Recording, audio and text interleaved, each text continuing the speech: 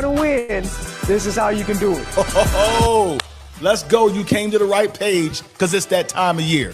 It's time for the Men's Winning Circle Conference. The biggest, the baddest, the best men's conference on the planet. Bro, this ain't just a meeting over many days. This is a movement of men, listen to me, that want to win in what matters. And this page is your entry point into being a part of a movement of men that are no longer one-dimensional, winning in one area and failing in the areas they ought to be winning in. It's time to win. You heard me. I said it's time to win. And it's time to win in what matters. Spiritual life, I want you winning. In your health, I want you winning. In your integrity, I want you winning. I need you winning in your family, your marriage as a parent. I need you winning, and I need you winning with your brothers in your tribe. That's right. Get your shift together is what we're all about. And this year's theme, 2026's theme is free. Yes, sir. How many of you want freedom? Freedom in your mind, freedom in your marriage, freedom in your ministry, freedom in your finances, freedom to be a man of integrity, freedom to be the man of God. How many is sick of being in bondage? How many is sick of being stuck? How many is sick of being enslaved? This year is all about freedom, and we have brought the biggest and the best speakers. Oh man, listen, we done stepped the game all the way up. And so this is what I need you to do. I need you to register right now for this conference. Don't be that dude that's looking out on the outside like we had some over every year. I'm coming next year. I'm coming now. You coming this year. Lock in. Don't be the dude who doesn't pour into himself. Don't be the dude who just thinks that he got it. Don't be the dude that just thinks he's good. Don't be the stubborn dude that just says, you know what, I'm straight. Don't be the guy that says, I'm okay. Don't be the guy whose wife is begging him. You take some initiative and get free. The word says, whom the Son sets free is free indeed. So don't miss this movement. Get locked in, and the movement starts before the conference. It starts before the conference. So the minute you register, you'll be a part of our database, and we're going to prepare you for the conference. You ain't just coming to the conference. We're going to get you ready for the conference. Readiness for what? For freedom. So come on, locked in. Pick your tier of registration, and I will see you right here in Atlanta, Georgia at the Hyatt Regency on April 30th through May the 3rd. Every single day matters. Get here. And let's get free. Peace.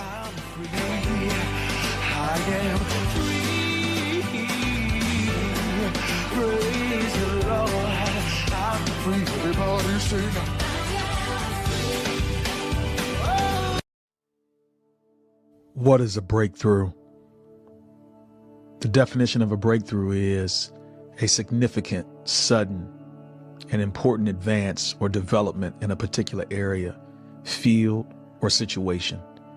It can refer to a major discovery, invention, or innovation that marks a significant departure from previous thinking or practice, which has the potential to bring about significant changes or improvements in a particular field or industry. What is a breakthrough? A breakthrough can also refer to a personal or emotional milestone or a turning point in one's life, such as overcoming a significant obstacle, achieving a long sought after goal, or experiencing a profound insight or realization. What is a breakthrough? A breakthrough is a significant and transformative experience in a man's life that has the potential to change the course of history, to change the course of his trajectory, and to change his life. I've been chasing breakthrough my whole life, not realizing I was chasing the victory over me. You see, everyone wants a breakthrough until it's time to do breakthrough things. How do you know you need a breakthrough? You need a breakthrough when, number one, you're in bondage to something, addicted to something. Something has more power over you than you have over it. How do you know you need a breakthrough? When you're successful at work, when you're successful in stuff, but struggling with life. How do you know you need a breakthrough? When you keep hitting the ceiling over and over again, and you know that there's more, you know the potential is greater. You keep getting in your own way. Everyone wants a breakthrough until it's time to do breakthrough things. So if you need a breakthrough, you're in the right place. If you're hungry for a breakthrough, it's time to lock in. If you're finally ready for a real experience with God, you're in the right place. If you're finally ready to experience the healing that you've been seeking in your life, you're in the right place.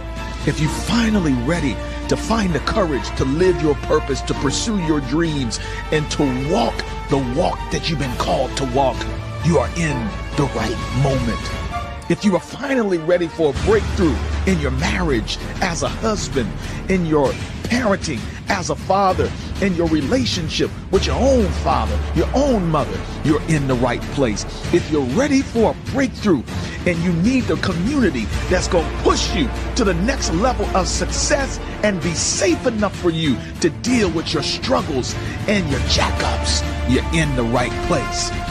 Jesus asked a man who was paralyzed for 38 years the most important breakthrough question that can ever be asked that I want to ask you right now.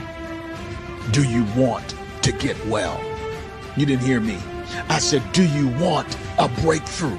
Are you here for breakthrough? Did you come to be seen or did you come to get free? Sun Tzu in his book, The Art of War, says, the greatest victory is that which requires no battle. The greatest general is he who wins without fighting. Know thyself, know thy enemy. 1,000 battles, 1,000 victories. But I love the way the Apostle Paul said it. He said, brothers, I don't consider myself yet to have taken hold of the breakthrough. But one thing I do, forgetting what is behind and straining toward what is ahead, I press on toward the goal to win the prize for which God has called me in Christ Jesus. Press, brother, to your breakthrough. Press, brother, to your miracle. Press, brother, to your transformation. It's the running back that keeps on running that finally breaks through the hole into the end zone. It's the shooter that keeps shooting that finally finds his rhythm and knocks down the shots. Breakthrough is for the brother that keeps pressing, keep pushing. Your time is now. I said the time is now. I said the time is now. Breakthrough is not something that you're looking for. Breakthrough is something that you're living in right now.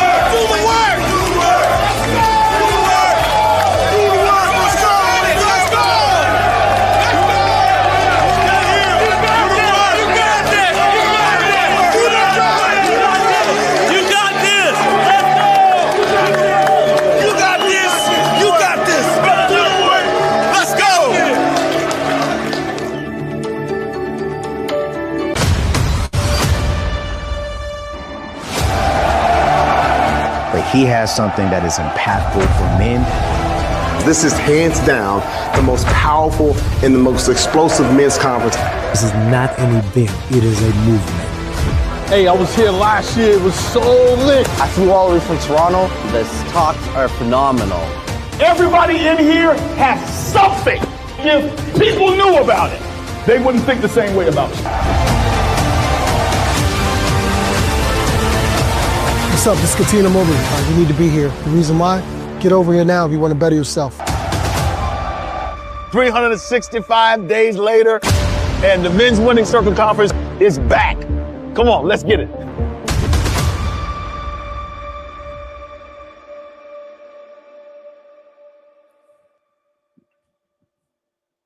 $100 young men are meeting in Atlanta. Don't give up now! Who's stepping up? The road to greatness was never meant to be easy. My favorite video, Jay. We weren't made for easy. Hard is where we grow. Yeah. Put your hand up so I can save you. Don't give up. Don't give up now. All right,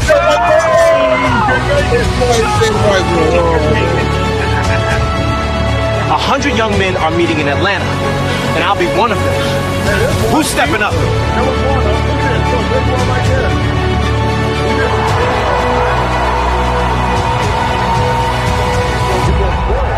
ain't even that big, All right, let's go. Perfect segue to the Men's Get Your Shift Together podcast. I'm your host, Dr. Myron. But because we talking about hip hop today, I had to bring out my hip hop name, Lil Ron. You didn't even know, huh? You didn't know my name was Yeah, Lil you got Ron. the Atlanta hat on. Yeah, you got the Atlanta hat on, huh? Yeah, you know what I'm saying. I can spit back in the day a little bit, man. I might drop some bars today. I might freestyle a little bit, man. We want to welcome y'all today, man, to another edition of Get Your Shit Together Men's Podcast. We got an exciting show today. We're fully loaded today. Fully loaded. I don't think we've ever had this many people on our podcast before, Jay. But we're talking hip hop. Jay is the aficionado of all things hip hop. Well, he thinks he is. So we're gonna put that on display today. So our subject today is OGs versus the next gen, and what hip hop made us believe about being men. So, man, this is going to be a great conversation today. We have been blessed to have the one and only Dr. Jamie Khalasar with us. I got a chance to attend his dissertation defense yesterday. This brother got a PhD in hip hop. I'm not lying. No, we legitimately have somebody here today that has a PhD in hip hop. The brother did his research on hip hop on the continent of Africa. Just brilliant brother. And so he's going to be here today. And then, of course, I got my family and my friends, and we're going to introduce them later. But, man, let's just get right to it, Jay. I mean, you got any man laws for us today, man, before we get this thing going? Yeah, man, real quick, man. I was Men's Health has a segment on their platform called Gym and Fridge, right? And it shows celebrities and influencers and basically how their home gyms looks and how the refrigerators look, like what they're eating and stuff like that. And so, you know, that's one of my man laws that's the man law for today. Every man should have some piece of home gym equipment, even if it's a couple barbells or a kettlebell. Okay, you have to have at least. Listen, last week we talked about the tools, or I think it was the week prior. We talked about men having some tools in their house, drills, hammers, things of that nature. If you are a man, you got to have some sort of home gym. I don't care if it's a pair of 20s. I don't care if it's an ab roller. I don't care if it's some push-up bars. Every man should have some piece of home gym equipment, bro. Like, I got a nice list. Hey, listen, I got a nice little home gym at the crib. I done been to Lil Ron's house. He has a nice little home gym. He got a Peloton, bike, all that good stuff. Every man should have some piece of home gym equipment. Just like I said, man, they sell it at, you know what? They even sell home gym stuff at Five and Below. It ain't got to be as crazy as, a Peloton, treadmill, all that stuff. Just have something, man. Some 20s, some 15s, something. Ab roller, something, man. Because Because if you can't make it to the gym, man, you should be doing something at home. And that's another one. Why do you feel so strongly about that? I mean, so what do you say? So you're saying if a man doesn't have any kind of, what are you saying about him? What are you? Oh man, I don't even know, man. Listen, I done told my group chat, man, I'm gonna quit talking to y'all, man. If y'all can't bench 225, man, I'm about to start just deleting dudes out of my contacts, man. I can't bench 225, man. At least one time, man. At least one good rep, bro. You can bench 225. Why is 225 is the multiple standard? times, brother. Multiple times. That's good. That's good. That's good. Can you bench 220? I ain't gonna ask you, man. Hey, listen, there's a video of me. There's a video of me benching 225, and let's just say that I did bench 225. There you go. You got it up. You got it up. Pause. It was ugly. Pause. Come on, bro. It was ugly. It was ugly, but I did get it up. I got it up, man. My man. I got what they call that grown man strength. You know what I'm saying? Yeah, When I man. need to turn it on. I turn it on. I ain't gonna, I ain't gonna get whooped out here. I might lose the fight, but I'm gonna get some in. I'm gonna give y'all the benefit, man. 135. Really, I say 135 because I know that 225 is heavy. But like you got to at least get up one plate on each side, 145 plate on each side. You know, if you can't do that, man, if you out here doing it hard. Everybody know who works out. I mean, we got a workout aficionado on here right now.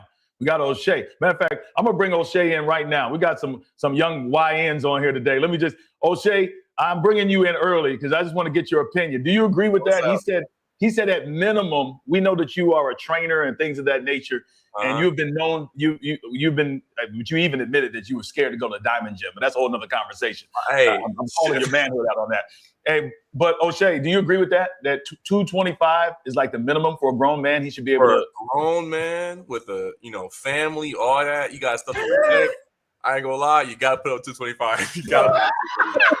You got to. If you pass 21, you gotta be able to put up 225. For sure. Hey, bro, I know for a fact that Jamie is not lifting 220. Dr. Callis, we know it. And Jason is lying. We need some video footage of you lifting 225, man.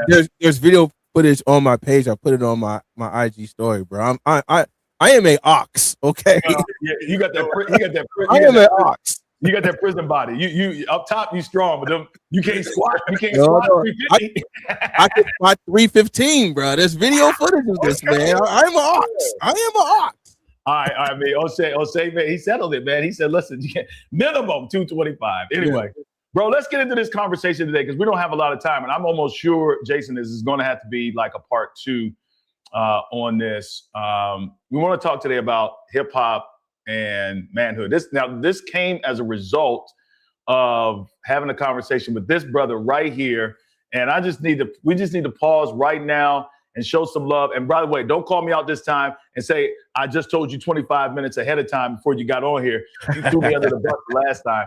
But brother, listen, man, we're glad to have Jamie Callisar on here. He was already Dr. Jamie. This brother, he's so thirsty for knowledge and recognition, I might add. He went another doctorate. So now he got 2 doctorates. This brother got more degrees than a thermometer, man. Congratulations. He got a PhD in hip hop. Jamie, I got a chance to be at your dissertation defense yesterday. Proud of you, brother, man, and glad that you're on here. You kind of inspired us to have this conversation today. So welcome. And now I want to, let's see, I got to bring all these people onto the stage, man. I don't even know if we got space. And we got my boy. He's been on the podcast many times before. He also is a hip hop head. My brother, Osakwe Akintunde. Yes, Come on. Don't let that white name you got in front of you fool you. He ain't Zach. His name is Akintunde. What's happening, y'all? What's going on? Good to be here. Yes, sir, brother. Glad to have you as well. And let's see who else we got on here. We already introduced the one and the only.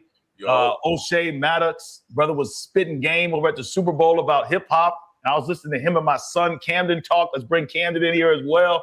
Got Camden has made an appearance. These brothers were having a grown man conversation, Zach, and I was shocked. So I remember back in the day when they would be playing with little figurines in the background, yelling at each other like in their invisible world. Anyway, fellas, man, glad to have y'all here. Let's just get right to it. And I'm going to just put this question out here. And Jay, Man, you just jump in here, man, where you feel like you need to. But I want to ask this. I want to just kind of put this statement out here and just kind of get y'all's reactions. So hip hop didn't just entertain us. This is a statement. They say hip hop didn't just entertain us. It helped raise us. The question is, did it build us into men, or did hip hop mislead us? And the reason I'm asking that question is because there are a lot of people out there, and I want you to just, you spit, you guys just take the position any way you want. But there are a lot of people out there that are negative about hip hop, especially in, like, I would say, non-Black spaces. I mean, they buy our music and stuff like that, but I'm just saying the characterization of hip hop has been mostly negative from a media perspective, I would say. I know you guys on here are all hip hop heads. I'm the only one on here who is not a hip hop head. While they was listening to Nas, I was listening to Fred Hammond. You know what I'm saying? So I'm here to learn. And so I'm going to facilitate this conversation as a student. Y'all teach me today. What did hip hop teach you about life and manhood? Was it good or was it misleading? So, man, let's just give the floor first to Dr. Kaulasar, who is the he's the GOAT now of hip hop. He got the PhD in it. Talk to us, man. Hip hop. What? Man, so it's a good question, right? And whenever people bring up a topic like that, talk about the hip hop fail us, I think it's more so in the sense that how did the government fail us, right? How did systematic oppression fail us? Because hip hop is a reaction to that. When you look at from its inception to where it is today, it is always calling out, the systematic oppression. Like Jay-Z has this bar. He's like, Mr. Governor, I swear there's a cover up. Every other corner, there's a liquor store. What's up? Come break bread with us, right? So it's always been a genre that is shedding light on the bigger picture. It's like blaming the victim, but you're the one causing the atrocities that they're talking about. So let's remove, did hip hop fail us? Let's talk about the real culprit. That is the people in elected offices, the thugs that wear three-piece suits, that promote policies, that create ghettos, that responds to music that the way it is. That's my answer to that. For sure.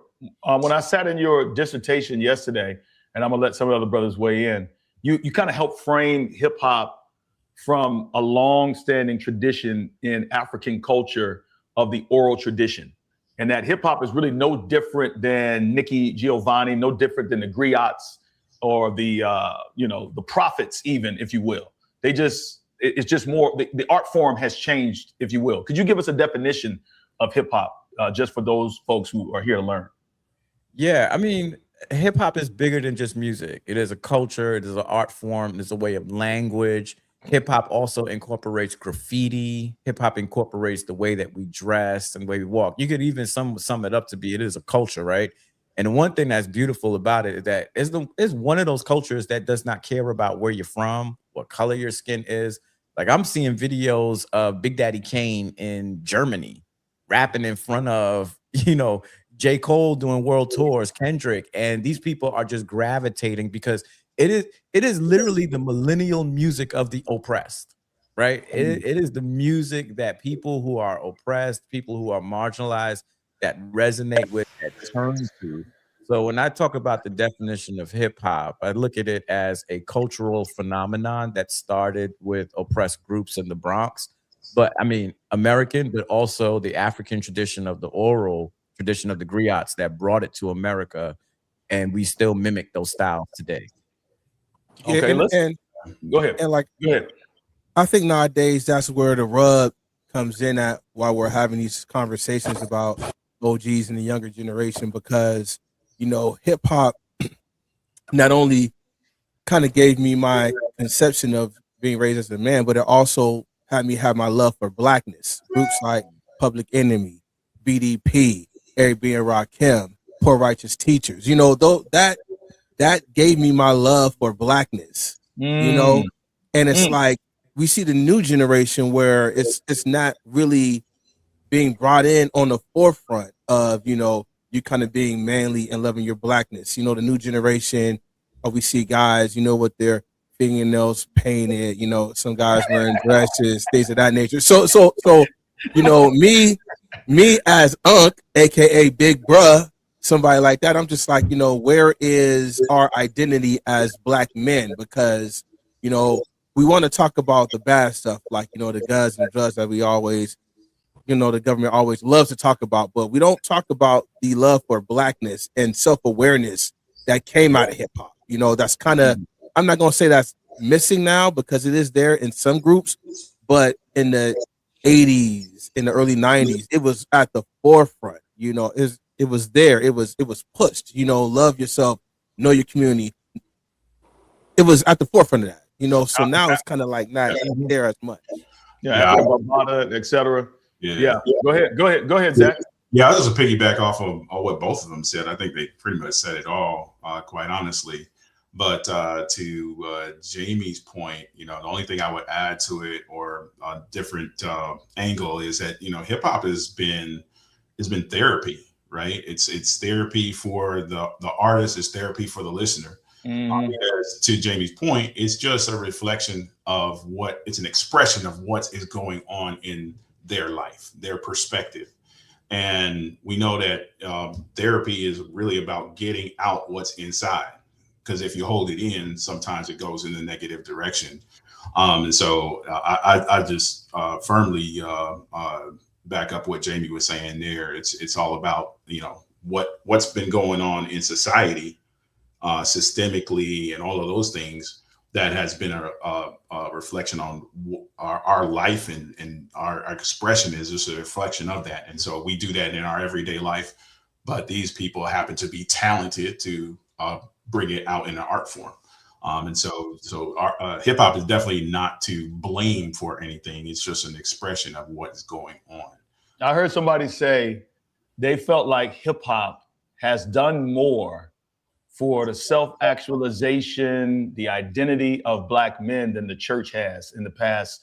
I guess, generation. And they've also said that hip hop is the new Motown. So what Motown did and what I think R&B did for my parents' generation is what hip hop is doing now. And it's funny because James Brown is the most sampled artist of all time in hip hop.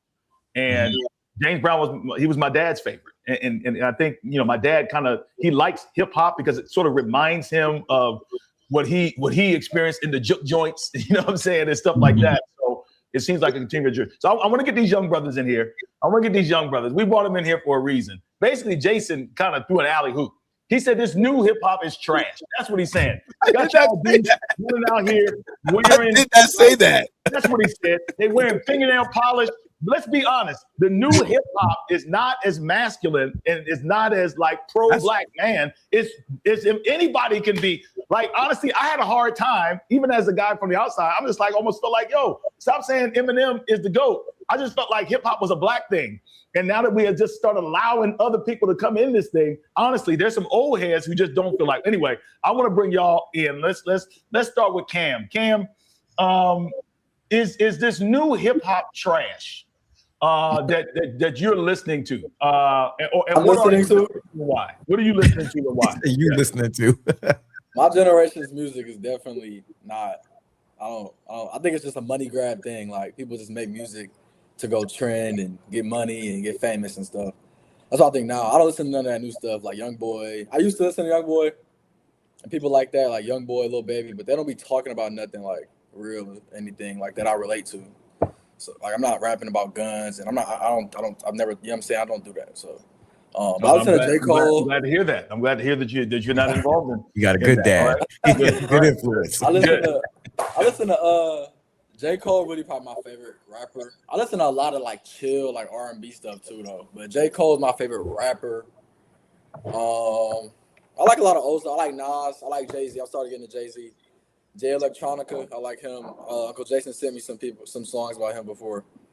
I like a lot of I like when they sample old songs, like the old R&B songs, and they talking over it or rap. I like that. That's more so my type of music. Okay. O'Shea, is hip hop good for black men, and why?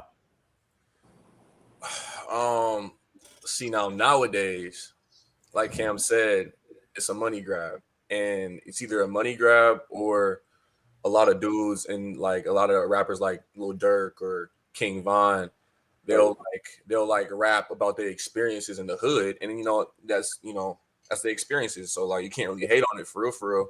But then it just promotes like more violence and more of the stuff that's going on in our community. So I don't think it's necessarily that kind of rap is not necessarily good for us, in my opinion. But like me, I don't even tap into like Cam said, I don't even tap into that. I straight J. Cole. I feel like that's like where I got my identity in like being a man and like just being black. Like a lot of that stuff came from the older style of hip hop and what they're talking about majority of the time than like the newer. Because it's really just a lot of BS. I ain't gonna lie. So, but let me push a little bit further with these young boys real quick. Then I want to bring the OGs in because I have a question for y'all about the new hip hop versus the old hip hop and whether hip hop is losing its way. But let me just ask. I'm gonna go back to O'Shea and then I'm gonna go back to Cam. So, like, what is? I'm a novice, right? What is J. Cole saying that makes you want to listen to what he's saying? Like, you sound like y'all more mature now. Y'all not running around wearing, you know what I'm saying, superhero outfits, you know what I'm saying, in person. You've grown up a little bit, all right? But I'm saying, why does J. Cole appeal to you? What has he said that's made an impact in your life? So J. Cole, my favorite album is the For Your Eyes Only album. And that album, honestly, like, growing up, like from like when I was little, like growing up and listening to like all the new artists and like young boys, like you said, like Future, all them guys, like Baby and stuff. Like I didn't realize that the message they were pushing was negative in a way. Like it just kind of seemed like whatever they was talking about is what a nigga's supposed to be on. You know what I'm saying? Like if it's drugs or guns or whatever, like that's what a real nigga looks like. But then I got older and I listened to J. Cole For Your Eyes Only, and then it kind of changed my perspective in a way where it's like, because in that album he's saying a real nigga's supposed to love their family, a real nigga's supposed to take care of their woman, real nigga's supposed to love, take care of their daughter, and he talking from his friend's perspective how he lost his life and wishes he was there for his daughter and whatnot. But I'm just like, wow, like this is the biggest misconception in the black community, in my opinion, like when it comes to men. Like, yeah, honestly, and that's what resonated with me the most. I was like, if I wish that every black young brother in the hood could just listen to this album just to get a different perspective, because what you're doing out there is not a good representation of what a real nigga is supposed to be. You know what I'm saying? So that's what I was. Good. That's good. Yeah. How about you, Cam? Weigh in. Well, I mean, to the question I asked. I mean, pretty much everything O'Shea said, but just like J. Cole he just shows like you don't have to try to be something you're not, or like it's okay to be a good dude, you know what I'm saying, dress nice, not flashy, 10 chains on, like selling drugs. It's okay not to do that. Like he's not specifically saying, you know what I'm saying, but like he also be saying stuff like just to help with like morals and stuff like that. Like be thankful. You know what I'm saying? You never know what's gonna happen. You never know what somebody else got, blah blah blah. There's like my favorite song about him is Love Yours. And he's just basically saying be thankful. Cause you don't know, like you don't know what you're gonna lose, you don't know what somebody else got, what somebody else dealing with. Like you're never gonna be happy till you love whatever you have. And that is probably one of my favorite songs ever. Kind of sounds like the Be Grateful by the Hawkins. Yeah. I know that song. Go ahead. Jump in, Zach. Mm-hmm. That's a great point that you made. So you drew that correlation to the Hawkins, right? Because to me, what these guys, these two particular, because like you said, we know them from when they were doing their superhero thing. Obviously, I'm O'Shea's father. I'm gonna pull that picture up, by the way, for the audience.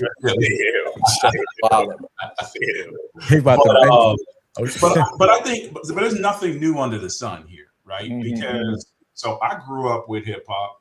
I remember my bus driver in kindergarten, he was playing Rapper's Delight on the bus. Like, I was born in New York, like right where the Mecca is, everything like that. So I remember all of this. And there were artists that, you know, like we talked about earlier, that were reflecting what was going on in the streets and whatever. But that wasn't the same as what was going on in my streets, right? It didn't resonate with me. Like, I liked the way it sounded. It was dope, all that kind of stuff. But I couldn't relate to it completely, because what those guys were going through in the hood and whatnot, I wasn't in the hood, right? But so to Camden and O'Shea's point, for me, I really started. I resonated with Tribe Called Quest, De La Soul, you know, groups like that, like Jason said before, Poor Righteous Teachers, like those cats, like particularly De La Soul, Tribe Called Quest. They were from Long Island. That's where I was from, right? And they call it stuff like backpack rap. They were just regular guys that had a great talent, and they would just talk about regular stuff. And a lot of them had both parents and all this kind of stuff. And so that's what resonated with me. So I guess my larger point is that hip hop, again, is an expression, and it can cover the full spectrum of experiences, and the listener relates to what they actually see in their environment. Like, okay, the drill rapper, them dudes in Oak Block in Chicago, yeah, that stuff is like, it resonates with them because they see what these guys are talking about. You know what I mean? And so hip hop is just, it's more than what gets all of the attention. It covers the full spectrum of life in every single angle. It seems like people are looking for somebody to relate to. I'm gonna go to you, Jason. What I'm hearing is like, I was listening to this because everybody was listening to this. And then when I saw somebody like me and they made it cool, you know what I'm saying? Then I was like, yo, I'm vibing with it. I can relate to what I am hearing. And I don't know, but it seems like maybe as times have changed, Black people have become more well off. People like Kanye and others who ain't necessarily hood per se, but are, you know, smart, educated, you know, got different styles, different vibes resonating with people. So the new style versus the old style. I know, Jason, you want to get in here, but if this new stuff is called hip hop, I know some folks are saying it's trap. What's the difference? But I don't like it at all. To me, this is nothing like what I grew up listening to with Eric B. and Rakim, EPMD, and things of this nature. And even the young boys thinks it's trash, but it seems to be selling. I think Drake is trash, personally. I know that's blasphemy because he's so talented, but he doesn't fit what I'm used to in hip hop. And I almost sound like an old church person who's like, I don't like this new gospel because it's not like what I grew up with. But to me, it's the message that I'm hearing that's not that pro-Black man, masculine, whatever. So OG's get in here. I know you want to get in, Jason, and then we go to Jamie. Yeah. I gotta put a full-on break stop on the conversation, man, because, you know, being in the space that I'm in, I have to evolve with the music. You know what I'm saying? And so DJ, you're a DJ. Yeah, so like I have to listen to the newer stuff, you know, and there is some really, I mean, just because it's different, it does not mean that, you know, it's not good, because, you know, we got some guys in there like Gunna, Lil Baby, even though the message is not what we like, you know, the flow is on point. You know, you got Baby Keem in there, you got Kendrick in there, you know, you got 21 in there, you know, like these guys, if you listen to it, they are going crazy with the bars. It's just in a different way. You know what I'm saying? And just one point, man, the glaze on J. Cole in this chat is crazy. The glaze on J. Cole that y'all doing is crazy. All right. Hold on. Crazy. No, you put 21 Savage, Gunna, all these guys on the same level in terms of true to the game as Nas and these guys? No, I'm not. But what I am saying is, let's not just throw away their music and say, you know, they're not hip hop. We have to evolve with the music. Just like what you were saying, like the Jungle Brothers. They didn't sound like Tribe Called Quest. You know, Outkast. They didn't sound like Tribe Called Quest. You know? So it's like we have to evolve with the music and give these younger generations a chance to kind of tell their story in their art form how they want to say it. Everybody's not going to sound like So Jay-Z. anything goes. All right, go ahead, Jamie. I know you want to get in. I think the young brothers trying to get into. Go ahead, Jamie. Yeah, I hear what Jason's saying, but the evolution of the art and styles change, and everything changes, right? Dress, all of that stuff, and sometimes we get stuck in the bubble because we're accustomed to things the way they are, and we like them to stay that way. So it's inevitable that hip hop has to evolve. I'm not really with some of the money grab artists that are out there right now, and I think primarily for me the reason being is because I miss some of the lyricism that the hip hop that I grew up with. That it seems, and someone said this to me. I don't know if someone said this to me. He said the rappers we listen to, OGs, they talked about selling drugs. The rappers today are on the drugs, right? And so it's slurred. It lacks the kind of like nuances, the double entendres. And then I also think too, there's a trinity within hip hop that sells. It's murder, money, and misogyny, right? And these record labels push that, and they stuff it down our throats. It's on TV all the time, so that's all we see. So we miss the Baby Keems, right? We miss the Lil Babies or the Lil Baby songs that's talking about what's happening in the world and things of that nature. So I think that also the other thing I think that killed hip hop was the advent of the internet. YouTube. Before to become a rapper and to get signed, you'd have to freestyle in front of people. You would have to show your skills. Now you could just turn on the computer and they got what was called bedroom pop or whatever it's like that, and you just turn on the YouTube and you just start rapping. People like it, then you blow up and then you gone, right? And that's why I love J. Cole's song 1985, right? Like that song was so prophetic. More J. Cole plays. Yo, I'm a J. Cole head too, man. Playing that trash, Jason. This man's a DJ, and he's telling you he's playing that trash. It's trash. The man, Dr. Kalasar is telling us it's misogyny. What else? It's money, and what else is it? And it's murder, man. And murder. That's and let me say this.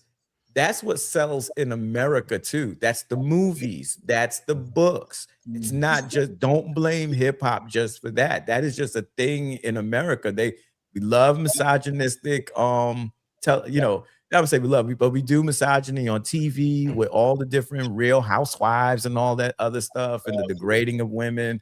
The murder is in all the movies. We tend to go see those, and money, right? Capitalism drives everything. Cream. Jamie, Eric Johnson said on Instagram, he said most of today's rap is not hip hop, it's hip hop. So so hold on, let me ask. Go ahead. I know Cam and O'Shea, they was chopping at the bit to get in. Go ahead. What was the point y'all wanted to make? Because I'm going to ask Uncle Jason a little bit. Go ahead.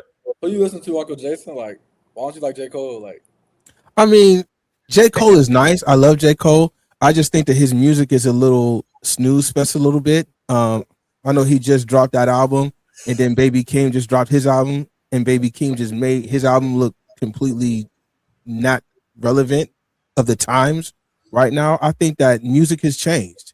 Music has changed, the sound has changed, and I think that we got to give some of these newer artists a chance. I mean, you got guys out there like JID, like ultra lyricists, nice, but we don't look for the newer artists that have that good message, that good flow. We want to jump right on top of, the guys that's in the forefront. We got guys like Tyler, the Creator, super talented, super Don Toliver, Travis Scott. These are newer artists that are phenomenal.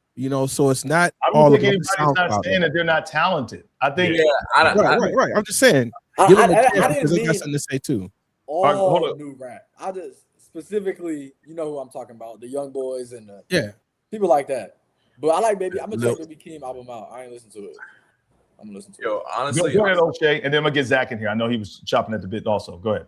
Yeah, honestly, I would say that like it's not like a talent thing. Honestly, like I feel like those guys, like they are like elevating. They're taking what the influences of the past and they're making it something new, and they're doing that thing, and it's great. Like the sound sonically is amazing, but I think that like a lot of us, we get caught up in the sonic like in the sound, and we're not really paying attention to the words, and the words can influence you in a way that you don't even know. Come on, Shay. Yeah, you know what I'm saying? That's why I've been low.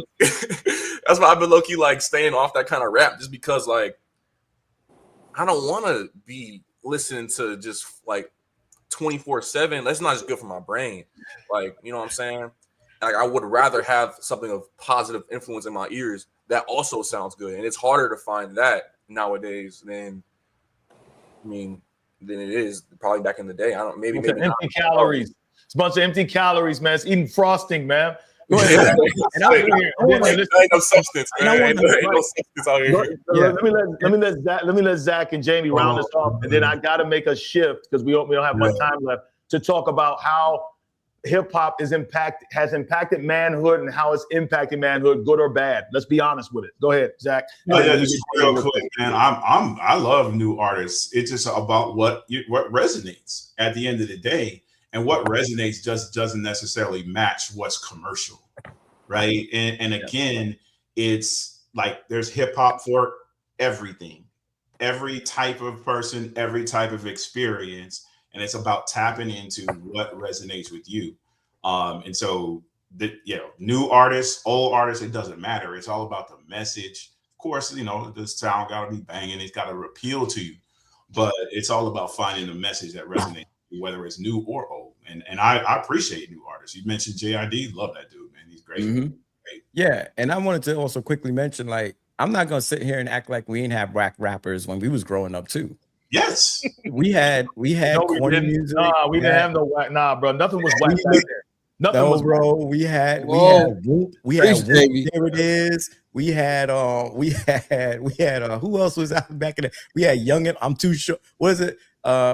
I wish I had a girl. I wish I would call her. I wish I was a baller. Yeah, man. A banger. We had Two Live Crew, right? That song, though, by the way. I just want you to know. Yeah, we had rappers too. Yeah. What about Humpty? What was the name? Who's the dude that used to say Digital Underground? Don't you dare blaspheme Digital Underground. Tupac came out of Digital Underground. You know what I'm saying? Their history is legit. What's the name of that show that called Unsung? I watched Unsung on them. That was really good. So like a history. Yeah, so like a history lesson, like Rapper's Delight was not accepted by hip hop community. Yeah, that's why the message came out with "Don't push me because I'm close to the edge," because people in the hood rejected Rapper's Delight because it was commercial, and that's not what was happening. And the message, they released the message, and that's what resonated with the streets. So there has always been this battle with commercialism, money grab, however you want to call it, throughout hip hop. Once record labels saw it and found a way to make money off of it, to exploit it, you're gonna always have this battle in between. And you can even bring that to the church too, right?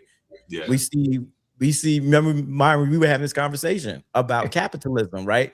Some of these preachers getting money from the government or from whoever, and they change their message, right? Because they're gonna get that money. So I think there's always gonna be that kind of ebbs and flows within hip hop. As long as they've been doing this from beginning of time, exploiting our culture. Yeah, hip hop, and black culture. Before hip hop, man. Yeah, blues, jazz, rock, everything. Like everything as far as music and culture, like they always latch onto what we're doing, exploit it, take it over, and do that. It ain't nothing new that they're doing. Okay, all right. So I know you guys have made some good points about hip hop is not monolithic. It's diverse. There's different voices. There's different experiences.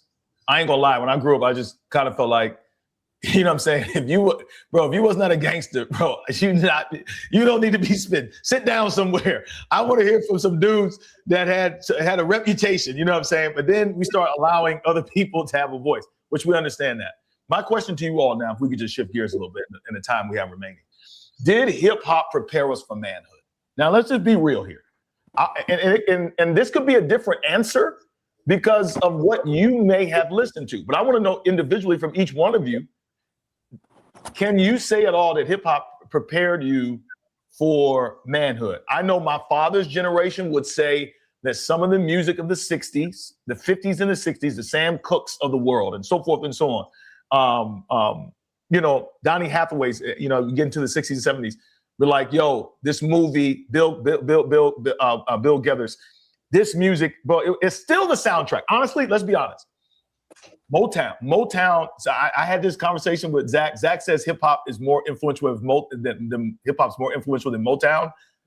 I don't know. When I go on a cruise ship and there's a bunch of people on there, people are still playing Motown. Like there was something about that music that inspired change. Do we feel that hip hop is still making men, strong men, brothers that's standing by their families and changing the world? What is your take on that? Did it prepare us for manhood or just survival? You can answer it globally or you can answer it personally. I'm gonna start with O'Shea and then we'll work our way up in terms of age.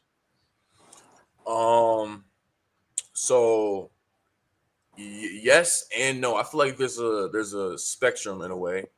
I feel like guys like in like just growing up in Cleveland, you know, like I know a lot of guys that just be kind of listening to the same stuff and it doesn't promote anything positive. It doesn't promote what a man's supposed to be. So like in that aspect, no. But then there's also a group of guys who listen to more conscious stuff and stuff that is this stuff that, you know, actually has substance to it, which they can probably say, yeah. And I've gotten a taste of both. Like I've gotten a taste of both kind of sides. So it's just like, honestly, it just really depends on like which. Let me rephrase this. I'm gonna rephrase for everybody. I'm gonna ask a better question. O'Shea, what did hip hop do for you? Seriously, I want to personally what has hip hop done for you in terms of helping you as a man? Honestly, like growing up, it taught me a lot of toxic things. It taught me a lot of toxic things growing up, just 100%. I would say it really instilled like the negative culture, just it wasn't a good influence just growing up, to being honest. Because I was listening to a lot of BS. Now I would say I'm starting to become more well-rounded, more just thoughtful, and I don't know. I feel like now the artist I'm listening to now, I'm starting to become more of, you know, a man, I guess you can say that in that way. But yeah, honestly, that's my answer. No, that's good. That's a good answer. Cam, how about you? What has hip hop done for you? Personally, when I first started listening to hip hop, or just any type, like it didn't have a good effect at all. I'll say that's for most people too. Oh, but your question was about me. Oh yeah, for me, I mean, nah, it didn't have a good like impact early on when I first started listening to hip hop or certain type of rap music and stuff like that. But definitely as I got older and I got like a taste in my mouth of what I want or what I like or stuff like that, it was just easier to decipher, you know what I'm saying, stuff that I should be listening to or stuff that's gonna make me better. So it definitely helped me later on. I'd say probably about 2 years ago was when I kind of I took a fast from all like sexual music. Oh yeah, same. Yeah, I took a fast from all. I think it was, I don't know how long I was gone, but it was for a good while. I came like when I started listening to sexual music again, I literally could not listen to certain things. Like it was like, what is this nigga talking about? Like, like I can't. And then also like words have power. So and I like to songs are better to me when I can recite the whole song. And I'm like, oh yeah, I'm really like, yeah, I'm in there. Like I know the words too. Like so if I'm reciting a song and it's talking about something that I don't need to be saying out loud or saying over my whole, like just myself, then yeah, I had to cut all that out. But yeah, later on, about 2 years ago, I definitely say it had a good impact on me, positive impact. All right, and to the OGs now, I'm gonna give Jason the wheel. You may want to respond to what the young brother said. Yeah, you can take it personally. I'm gonna let y'all flow the way you want, but that was very insightful to hear what these young brothers said. Yeah. But the floor is open. Go ahead. I'm gonna start with Jay. And then we'll go to Zach, and I'll let Jamie get the last word in. Go ahead. Yeah, I'll just say the era that you guys grew up in, Cam and Shay, you know, you guys honestly grew up in a bad era of hip hop. You know, I mean, it's just a bad era of hip hop. You know, you for have to finally admitting that. Thank you. but there are some good artists. I will say that. But to find a good artist, you got to dig. You know, I grew up in the 90s. I grew up in the 80s, you know, so I'll say De La Soul, they taught me how to dress. Jay-Z taught me a lot of things about business. Too Short and UGK, you know, say kind of taught me not to be a cent with the wind. You know what I'm saying? So you know, hey man, Too Short and UGK taught me a lot of things, you know, said some things about how to deal with situations, right? So in those eras, 80s and 90s, it was more conscious. You know, now is a lot of money grab rap, but there are some good artists out there, I keep on saying. So I'm glad that you guys found those diamonds in the rough to kind of appeal to you, you know. So it's all about the kind of era that you kind of grew up in that really has that hip hop that made that effect on you. But I'm glad you guys kind of shifted. And Well, I don't know I why you guarantee be hating on J. Cole, brother. This man, J. Cole, here. This man, Zach just showed me, or Jamie, this man is out here driving a Civic. This dude is out here driving a Civic, selling CDs out of his car. The man rides a bicycle. He doesn't drive flash. Man, get out of here. Anyway, go ahead, Zach. You don't like J. Cole because you can't play J. Cole at the club. Like, I don't like J. Cole because J. Cole don't stand on business. Okay, yeah, we're gonna have another podcast. I know where Jay is coming from. No, real talk. Who's We best need to have rapper? part two, because I want us to start rating these MCs, because I know that's going to create a whole different conversation. But go ahead, Zach. How you want to weigh into what these young brothers, these YNs, if you please? You know what I'm saying? These brothers have spoken some truth to us today. No, they did, man. One, first and foremost, I just want to say how proud I am of y'all, man. Now stop going in dad mode. Pretend Hey, like I can't put that on the shelf, man. I ain't You know gonna what lie. I'm saying? They're having intelligent I'm proud of them. conversations, bro. I'm proud, bro. I'm just really proud because, you know, it's just you can see the maturation of these. You know, Yes. For sure. Hey, yo, dude, they're using big words and everything, man. They got O'Shea, man. They got O'Shea. I'm like, is that O'Shea for real? What the heck? You got a goatee and everything. Yeah, man. I mean, the only thing I'll just answer the question. I don't really have anything to add because I agree with everything they said, and it's just it's beautiful. And as they continue to mature, what appeals to them will continue to evolve. And I would just encourage you guys to just keep on with that process. Don't fall into what everybody else is doing. You know, think about yourself, what resonates with you in your heart and your mind, and follows the values, right? Because I think let's not miss this, right? Shay is my son. Camden is your son, Myron. They grew up with dads that were present. They grew up with dads that poured into them, right? We didn't do everything perfect by any means, but we were there. We took care of our families. We did these things.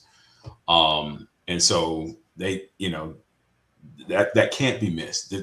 What they're talking about is a reflection of the households that they've been in, and it's the music that resonates with them that matches the values that they grew up with. Yeah, their ears are different. Yeah, exactly. So the only thing I would just add for me personally, as far as hip hop is concerned, and Jason touched on it a little bit earlier, was just the identity, right? So when Jason, Jamie, Myron, all of us are, I think we're all in the same age bracket, right?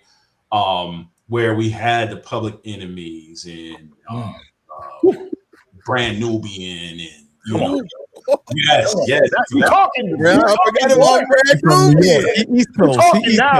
You talking? Right? Yeah, where so just to pin that point I made earlier about the households that Camden and O'Shea grew up in, those things resonated me because of the house that I grew up in, right? So my parents were very Afrocentric. That's why my name is Osakwe Abiyedakintunde, right? So it was all about Blackness, and it was about Afro-centricity and whatnot. And so I had you go to my parents' houses, African art everywhere. So when you hear BDP, you know, talking about why is that, and they going down the genealogy from Moses all the way, like and Black identity and all of this type of stuff, I was like, okay, this backs up what my parents have been telling me. You know what I'm saying? It resonated with me, and so it made me foundational and put 10 toes down in my Blackness. Hip hop did. So that's only other I don't know why Jason is agreeing. He know he don't agree with that. He don't agree with that. Come on, 21 Savage. Come on, put on. What's the rest of all these Lil? I was the first Lil Ron, brother. Lil Ron. And I was conscious. Give a new artist a chance, brother. Give him a chance. Go ahead, Jamie. Yo, man. So Jamie, I'm gonna ask you something else though. You can answer that question, but bro, so you studying this stuff, bro. Do you think that that hip hop is going in the wrong direction? Mainstream? Is that what the guys are saying? And there's still a good message underground, maybe grassroots, maybe talk to us about it. And talk to us about what you saw in Africa. Because I didn't know that you got some serious hip hop artists in Ghana. Like, talk to us about that. Yeah, man. So I think hip hop will always be, like you said, it's not monolithic. It has many faces. It appeals to many people in many different spaces and walks of life. Hip hop going mainstream, I think that threat is always going to be there as long as money is involved with it. As long as there's big checks given out to poor people, they're going to make the music that's going to continue to have the checks coming in. And you would find that, you know, the rappers that meet Jason and Zach that we like, the new ones, I've noticed a trend with them. They're the ones that have some sort of connection to the rappers from the past. So you'll hear you'll hear Kendrick doing references to like a Juvenile song or something like that. I'm gonna make Jason mad. You'll hear J. Cole make that song about What If, right? With Biggie and Tupac. That was fire. He's flowing like Biggie. He's flowing like Tupac in that. So they have Chance the Rapper as well, right? Rolling your eyes? Chance the Rapper, one of my favorite. They have connections to the old. And I think that's what's important when we talk about hip hop and its evolution, is that we can't throw away those that paved the way. Like one of the things that made me so mad with Nicki Minaj that I never really listened to her, got into her, was when she started dissing Lil Kim. I'm like, hold up, Nick. There ain't no Nicki Minaj without a Lil Kim. You don't even touch that. You don't. So when you start rejecting, and that's for us too, right? That when we start rejecting our past, we become lost when we don't know our roots. So you look at these rappers in Ghana and rappers around the world, they are doing that conscious hip hop that we're not exposed to because we don't get their music over here. But then, but if you go on YouTube, so hip hop, whenever there's a movement, whenever there is injustice, hip hop is going to be there. Hip hop will always be there. Rappers are always going to be talking about what's happening because they're the voice of the people. And I think when I answer that question about what has hip hop done, I need us to celebrate hip hop, because here's the thing about hip hop that's important. Hip hop also taught us how to dress. Hip hop taught us how to move, how to do business, as Jason was bringing up. Look here, Jordans would not be popular if it were not for the hip hop community. Nothing Ralph would be popular. Lauren, Polo would not be where it is if it was not, if Black people didn't put their hands on it and put it in their videos. Courvoisier, Carl Kanai, all of them brands, right? You name it.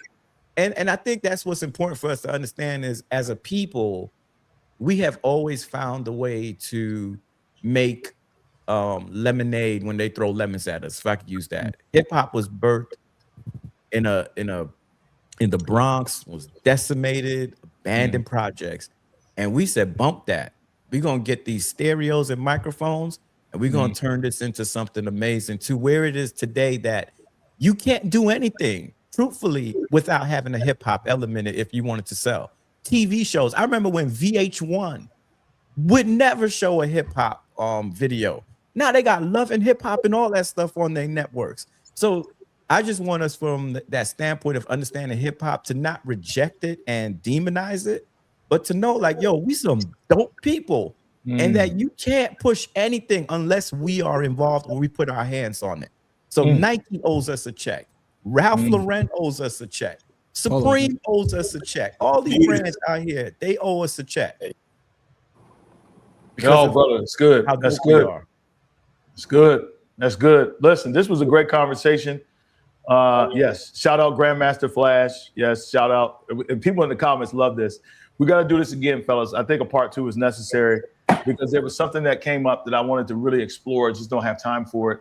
But some of the people who only see hip hop as negative, some of the older folks, you know, from my parents' generation, who don't really understand it and don't understand hip hop is actually probably more than music too. I know we didn't really get into that, but what would be the difference? And I don't want to answer this now, but this is why I want to come back so we talk about who the best MCs are and why. But what would be the difference between what Nas is saying in his first album, It Was Written, and what somebody like Lil Illmatic, brother. Illmatic. Did I get it wrong? You definitely got it wrong. I was just checking to see if y'all knew y'all stuff. All right, well, okay, we got the right group. We got the right group here. All right, but I'm just saying he was an observer of culture and he was sharing. So I'm just trying to figure out. There are some of us who do not see him on the same plane as Lil Durk or maybe some of these other cats who are doing this exact same thing. It just. You saying they on the drugs and they not on the drugs. Anyway, I want to actually I'm going to leave a cliffhanger here.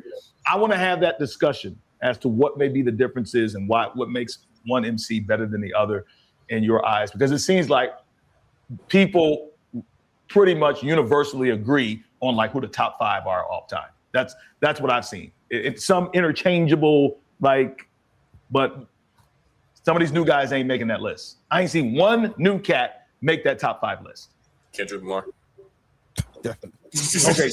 Kendrick Lamar. Not greatest of all time, though. I mean, for the greatest of all time conversation, it has to embody a nice body of work, right? Like it has to have culture, what I call culture shifting moments, elements in music. And okay, so just for a cliffhanger, Jason, who are at least in the top 5? You don't have to tell us who the top 5 are. Who's in that 5? Who's in my top 5? Yeah, I just want to get everybody's the top 5. Some of the young boys may not be able to even do the top 5, but at least the OGs. Tell me who your top 5 is, and I'll end with Jamie. Who's your top 5? My top 5: Jay-Z, Biggie, Nas. Now, Biggie's hard because he doesn't have a lot of body of work, but I'll say Jay-Z, Biggie, Nas, Andre 3000, and just to show some love to the old that got put in there, Rakim. Rakim, yeah, okay. It's crazy how man, somebody's not on that list. Named Tupac. It is amazing. Okay, go ahead, Zach. Who's in your 5? Not mine. Nas is in there, Biggie's in there, Pac's in there, Kendrick's in there for me, and Cole's in there. Okay, Jamie, who's yours? My top 5 is Nas. It's gonna be Biggie. It's gonna be Jay. It's gonna be let me see. It's gonna be KRS-One. Now you talking my talk. Ooh, my fault, Jamie. I slept. I'm sorry. Got to put Chris in there. Yeah. Got to put the Blastmaster in there. I'm sorry. It's gonna be Chris. Oh, you get one more. You get one more, Jamie. I'm gonna put Kendrick in there. Just for I mean, in his space of time of what he has done. Yeah, I like that. Okay. All right. Listen, young brothers, I wish I could get yours in, but I'm running out of time. But listen, guys, thank y'all so much, man. Clap. This was all the J. Cole blades. Let's all go listen to J. Cole right now. Yeah, let's go. The fall off. Man. Thank y'all, man. Get your shit together, Mix Podcast. Remember, early registration is happening right now for the conference. It ends on February 28th. The price goes up $100. And then a month from there goes up $200. Grab your ticket right now. God bless y'all. Peace out.